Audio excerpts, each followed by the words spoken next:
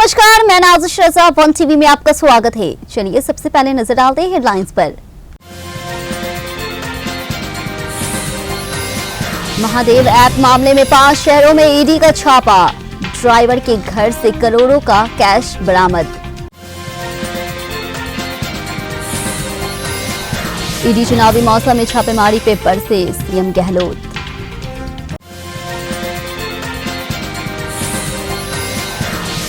पार्टियों में सांप के जहर की सप्लाई करते थे अलवेश यादव, एफआईआर दर्ज, कोबरा बरामद।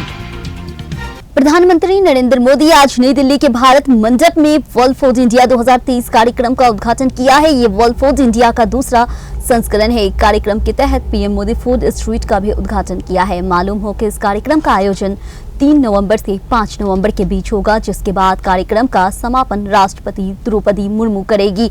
वहीं वर्ल्ड फूड इंडिया के उद्घाटन पे केंद्रीय खाद्य प्रसंस्करण और उद्योग मंत्री पशुपति कुमार पारस ने कहा कि पीएम के दूरदर्शी नेतृत्व में खाद्य प्रसंस्करण क्षेत्र में अभूतपूर्व और विश्वास दिख रहा है। उनके आशीर्वाद से देश के 80 करोड़ लोग, देश की 140 करोड़ आबादी को मुफ्त राशन दिया जा रहा है। आपने देखा होगा कि पहले भूख से मौतें होती थी, लेकिन अब कोई भूखा नहीं मर रहा है। माननीय प्रधानमंत्री जी के दूरदर्शी नेतृत्व में फूड प्रोसेसिंग क्षेत्र अभूतपूर्व विश्वास कर रहा है। फूड प्रोसेसिंग के विषय को लेकर जब कभी कोई सवाल उठता है तो माननीय प्रधानमंत्री जी ने बहुत ही उत्साह से हम सब लोगों का मार्गदर्शन किया और उन्हीं के मार्गदर्शन के परिणाम स्वरूप फूड प्रोसेसिंग लगातार ऊंचाइयों पर पहुंच रहा है। अभी हाल ही में माननीय प्रधानमंत्री जी की अध्यक्षता में G20 सम्मेलन का भव्य समारोह सफलतापूर्वक हुआ, जिसने भारत को एक कीर्तिमान भविष्य की अनुगामी देश बनाकर वैश्विक स्तर पर एक अलग पहचान प्रदान की है। साथियों, बीते दिनों हमारे वैज्ञानिकों ने चंद्रयान 3 का सफल परीक्षण किया और चांद के दक्षिणी ध्रुव पर लैंडिंग करने वाला विश्व का प्रथम देश बना। इस सफलताओं के लिए मैं माननीय प्रधानमंत्री जी के नेतृत्व को। महाराष्ट्र में मराठा आरक्षण के लिए पिछले 10 दिन से अनिश्चितकालीन भूख हड़ताल पर बैठे आरक्षण आंदोलन के नेता मनोज पाटिल ने आज जालना के अपने गांव में सरकार के प्रतिनिधिमंडल से वार्ता के बाद अपना अनशन खत्म कर दिया है। उन्होंने मराठा आरक्षण का मुद्दा सुलझाने के लिए राज्य सरकार को 24 दिसंबर तक का समय दिया है। साथ ही उन्होंने कई जिलों पे इंटरनेट सेवा बहाली का भी मांग किया। राजस्थान के चुनावी समर में राजनीतिक दलों की एक दूसरे पे टीका टिप्पणी और अपनों की ही बगावत का शोर तो जमकर सुनाई दिया है। वहीं ईडी की छापेमारी से इस दौरान लगातार सुर्खियों में जगह बनती नजर आ रही है। इसको लेकर कांग्रेस पार्टी लगातार आरोप लगा रही है कि केंद्रीय एजेंसी का गलत इस्तेमाल किया जा रहा है। जब इस बार सूबे की मुख्यमंत्री अशोक गहलोत से सवाल किया तो उन्होंने फिर एक बार ईडी समेत तमाम केंद्रीय एजेंसी को अपनी शाखा गिराने की सलाह दे डाली है। उन्होंने सबसे पहले तो कहा कि ईडी जिस तरह का व्यवहार पूरे देश में कर रही है तो उनके खुद ही हित में नहीं है। वहीं ईडी, आईटी और सीबीआई प्रीमियम एजेंसी है। आय से जुड़े अपराधों पर लगाम कसने के लिए देश को इनकी जरूरत है, लेकिन अब इनका ध्यान डाइवर्ट हो गया है और अब ये राजनीतिक दलों के पीछे आ रहे हैं। ईडी की अगर बात करें तो आपके प्रदेश अध्यक्ष हैं, उनके बेटों को भी समन किया गया। अभी तो ईडी तो पूरे देश के अंदर जिस प्रकार से बिहेव कर रही है, उससे मैं समझता हूँ उनके खुद के इंटरेस्ट में नहीं है। ये प्रीमियर एजेंसी है। मैं बार बार कहता हूँ, ED, income tax, CBI, economic offences करने वालों के लिए इनकी जरूरत है देश को। वो तो हो गया, डाइवर्ट हो गया है। अब खाली पॉलिटिकल पार्टी नेताओं के ऊपर ईडी आ रही है। इसके हमारे जो बाहर भगे हुए लोग हैं, मेहुल चौकसी है या वीर माल्या है या और कोई मोदी है, नीरव मोदी है, और भी कोई होंगे। अब कोई नए पैदा हो ही नहीं गए देश के अंदर। इतने बड़े मुल्क के अंदर इकोनॉमिक ऑफेंस हो ही नहीं रही है। उनकी तरफ ध्यान नहीं जा रहा। उनका ध्यान जा रहा है पॉलिटिशियन के घरों पे जाओ, दिन भर बैठे रहो, घर वाले चौकने हो जाते, भाई ये क्या हो गया। घर में महिलाएं भी होती, बच्चे होते, भाई ये क्या हो गया, क्यों आए हमारे यहाँ पर। कोई बिना केस के हमारे अध्यक्ष दोता से घर गए, कोई केस है ही नहीं वहां पर। बीजेपी सांसद मनोज तिवारी ने अरविंद केजरीवाल पर निशाना साधा है। उन्होंने कहा है कि दिल्ली में सांस लेना मुश्किल हो रहा है लोगों को। अगर बच्चे घर से बाहर निकल रहे हैं तो उन्हें फेफड़ा खराब होने का खतरा मंडरा रहा है। वहीं दिल्ली में रहने वाले लोगों की औसत जीवन अवधि 12 साल कम हो गई है। वहीं पिछले 8 से 9 सालों में अरविंद केजरीवाल ने दिल्ली को क्या कर दिया है। उन्होंने इस दिशा में कोई गंभीर कदम नहीं उठाया। वहीं प्रयास करना तो दूर की बात है, वह अपने भ्रष्टाचार कृत्यों में लिप्त हैं और देश भर में घूम रहे दिल्ली कोस रही है और अरविंद केजरीवाल को दिख नहीं रहा है। दिल्ली में सांस लेना भारी पड़ रहा है। बच्चे घर से बाहर निकलें तो उनके फेफड़ों को बड़ा नुकसान होने का खतरा है। दिल्ली के सभी लोगों की औसत आयु 12 साल कम हो रही है, जो पिछले 8-9 वर्षों में अरविंद केजरीवाल जी ने दिल्ली को दिया है। जिसको जिस तरह से फैक्ट चेक करना हो कर ले।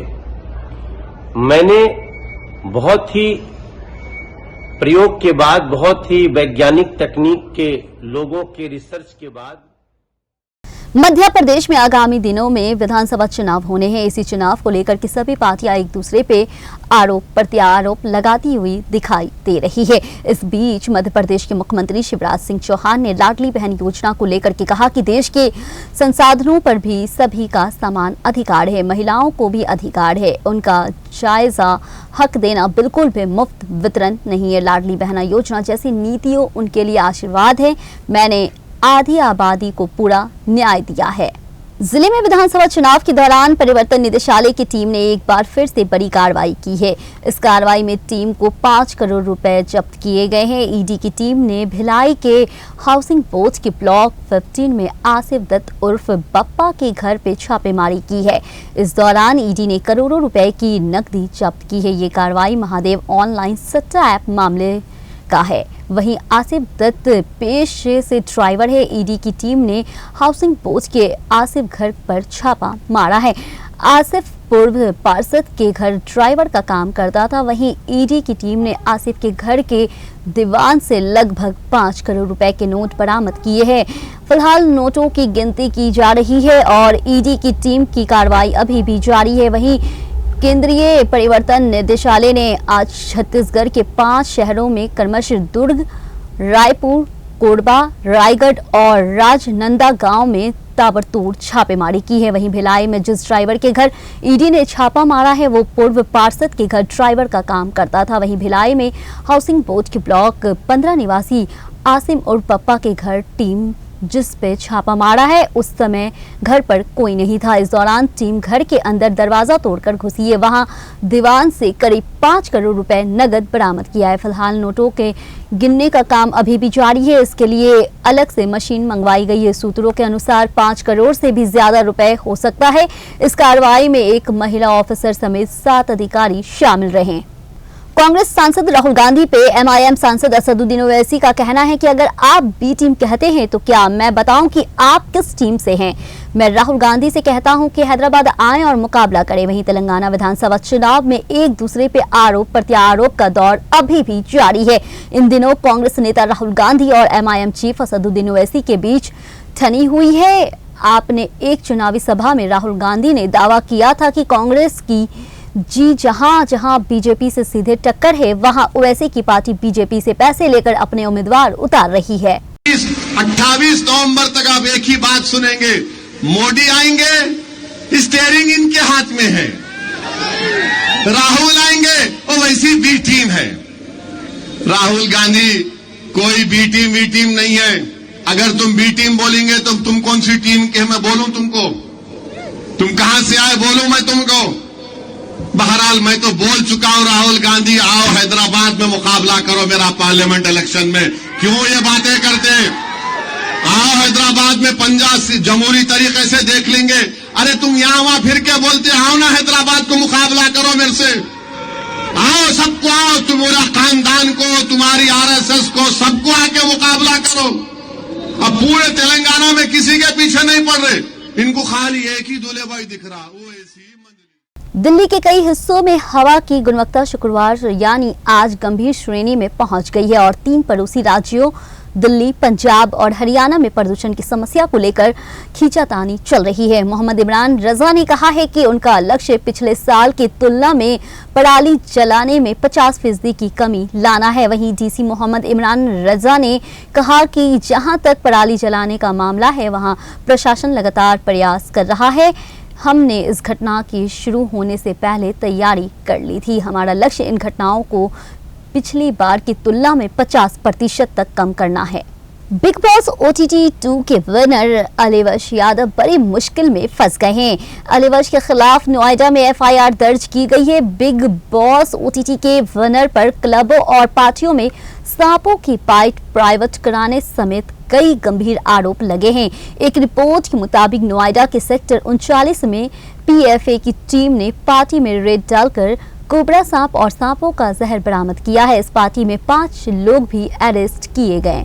दिल्ली NCR में दम घुटो एयर पॉल्यूशन से हालत बिगड़ गए हैं। आसमान में धुएं की धुंध छाई हुई है, सांस लेना मुश्किल हो गया है, आंखों और सीनों में जलन की शिकायतें आ रही है। वहीं गुरुवार को पूरे दिन आसमान में धुंध छाई रही। शुक्रवार सुबह यानी आज यही हालत दिखी है। सर्दी के साथ वायु प्रदूषण की एंट्री ने पहले से बीमार लोगों की मुश्किलें और बढ़ा दी है। आज के समाचार में इतना ही। मुझे दीजिए इजाजत, फिर मिलेंगे नए समाचार के साथ सिर्फ 1 TV में।